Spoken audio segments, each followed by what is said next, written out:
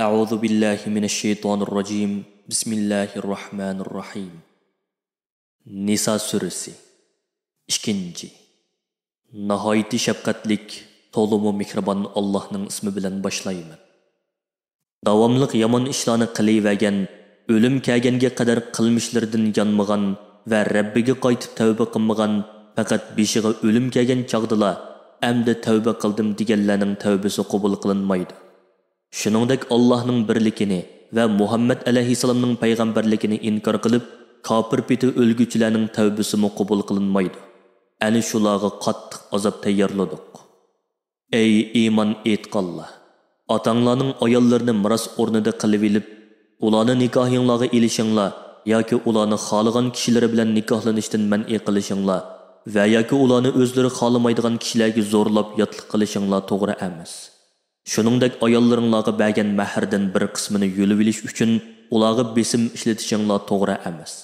Agar ular ochiq bir fohisha ishni qilgan bo'lsa, bu chaqda ularga bergan mahringlarni qaytarib olish uchun ularni tutib tursanglar bo'ladi. Sizlarning ayollaringlarga qiladigan muomalanglar muhabbat va hurmatni asos qilgan va ularning haq-huquqlarini to'liq ado qilgan holda bo'lishi lozim. Agar ularni qaysi bir sababdan yomon ko'rib qolsanglar, buningga sabr qilinglar. Balki sizlar yoqtirmaydigan ishda Alloh ko'p yaxshiliklarni paydo qilishi mumkin. Agar sizlar bir xotinni qo'yib etib, o'rniga boshqa bir xotinni olmoqchi bo'lsanglar, qo'yib etmoqchi bo'lgan xotinga ko'p miqdorda to'yliq bergan bo'lsanglarmi, uningdan bir narsani qaytarib olish sizlarga halol emas. Sizlar uni ayolga qora choplab va ochiq zulm qilib olamsizlar. Sizlar bir to'shakda yotgan tursanglar, u xotin sizlarning nikohlanish talabinglarni qabul qilib, sizlardan chiroyliqcha saqlash yoki yaxshilik bilan qo'yib etish to'g'risida mustahkam ahd olgan tursa, endi sizlar uningga mahri uchun bergan narsanglarni qandoqmi qaytarib olasizlar. Otalaringlar olgan xotinlarni olmanglar, lekin burun jahiliyat davrida sizlardan o'tgan xatoliklardan hisob elinmaydi. Bu haqiqatan to'liq qabih ishdir. Saskinishlik qiliqdir. Bu nima degan yomon odat. Alloh sizlarga onalaringlarni elishni harom qildi. Bu hukm ota tarafdan yoki ona tarafdan bo'lgan mo'minlarni o'z ichiga oladi. Alloh sizlarga yana qizlaringlarni elishni harom qildi.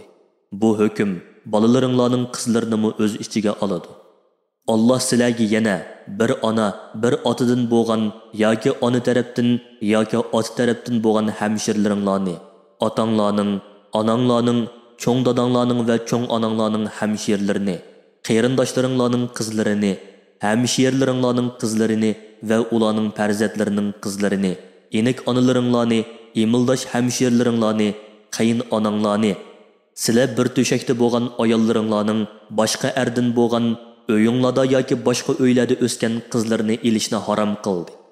Agar sizlar ularning onalari bilan nikohlanib bir to'shakda bo'lishdan burun taloq qilgan bo'lsanglar yoki o'lib ketgan bo'lsa, bu chaqda u qizlarni olsanglar, sizlarga hech gunoh bo'lmaydi. Yana o'z pushtinglardan bo'lgan va emildoshlik sabablik sizlarga qo'shilgan o'g'illaringlarning ayollarini elishinglar va nasabdan yoki emildoshlikdan bo'lgan och-singilni birli vaqtda amringlarda saqlashinglar harom qilindi. Lekin jahiliyat davrida o'tgan ishlar apoq qilinadi. Shuningdek hadisga asosan ayolni uning tog'a ochisi bilan bir vaqtda nikohda saqlash haromdir.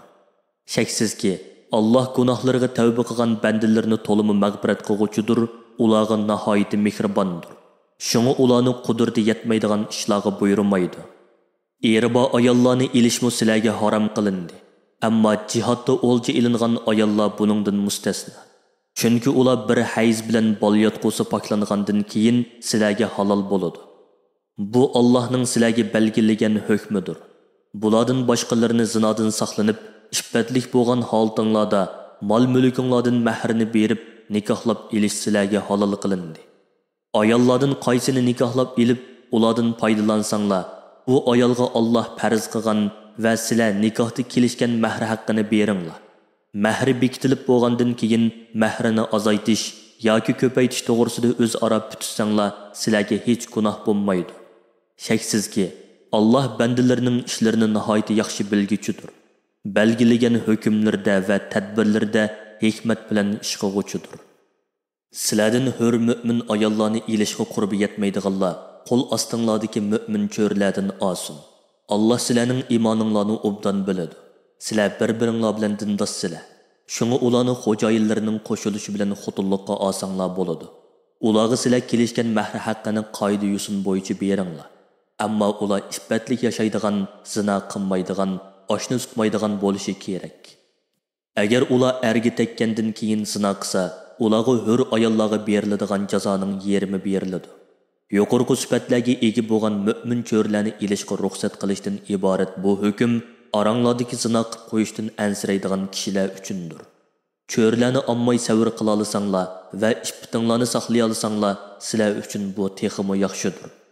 Alloh gunohinglarni nihoyatda mag'firat qilguchidir, sizlarga nihoyatda mehribondir.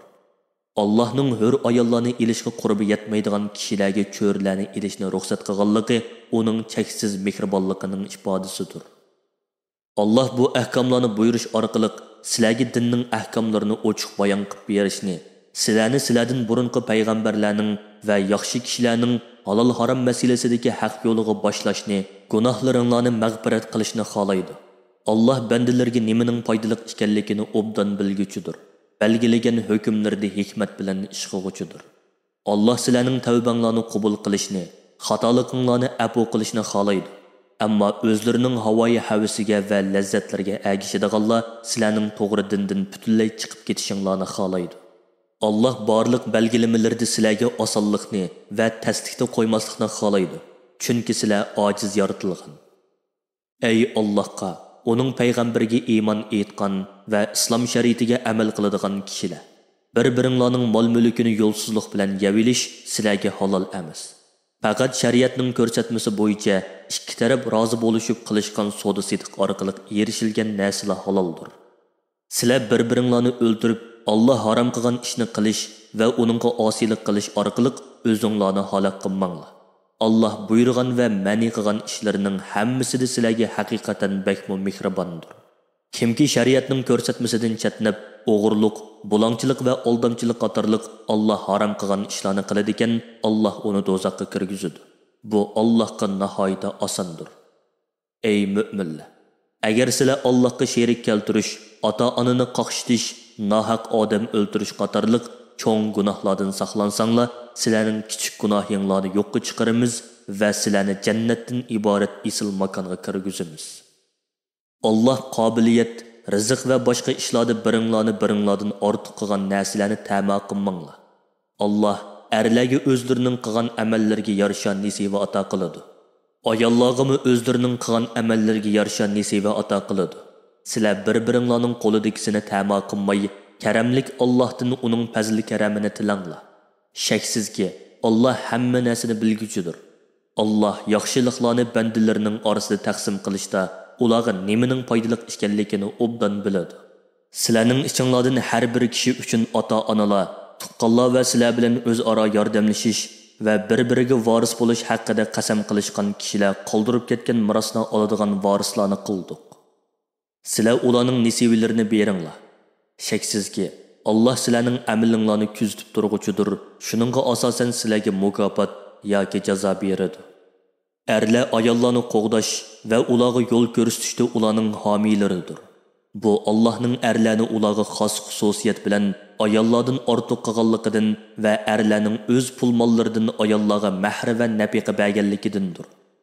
Yaxshi ayollar Allohga va erlarga itoat qiladigan, Allohning dinida mustahkam turadigan, erlari yinida bo'lmagan chaqlardimi Allohning saqlashi va tavfiqi bilan ularning haq-huquqlarini saqlaydigan ayollardir. Sizlarga itoat qilmasligidan ansiraydigan ayollarga chiroyli so'zlar bilan nasihat qilinglar. Ularga chiroyli nasihat unum bermasa, ular bilan bir to'shakda yotmanglar. Ularga yaqinlashmanglar. Bumi unum bermasa, ularni yenik uringlar. Agar ular sizlarga itoat qilsa, ularni bo'zaq qilishdan hazar aylanglar. Shaksizki, ularning egisi katta martabalik ulug' Allohdir. Alloh ayollarga zulm qiluvchilardan intiqom olguchidir. Ey ayolning egichaqilari, agar bu ikkaylan inoqsiz bo'lib qilib, ularning ajrashib ketishidan ansirsanglar, tarafdan adolatli bir kishini, ayol tarafdan adolatli bir kishini avatinglar. Ular bu ikkaylanni aplashtirib qo'yishga tirishsin. Agar bu ikki kishi ularni aplashtirib qo'yish niyatida chiroyli uslub bilan ish ko'rsa, Alloh ayol ikkisining orasiga inoqlik soladi. Shaksizki, Alloh hammani bilguchidir. Onunğa bandalarining ishlaridan hech biri maxfiy emas. Alloh yana bandalarining dillaridagi sirlardan xabardordir.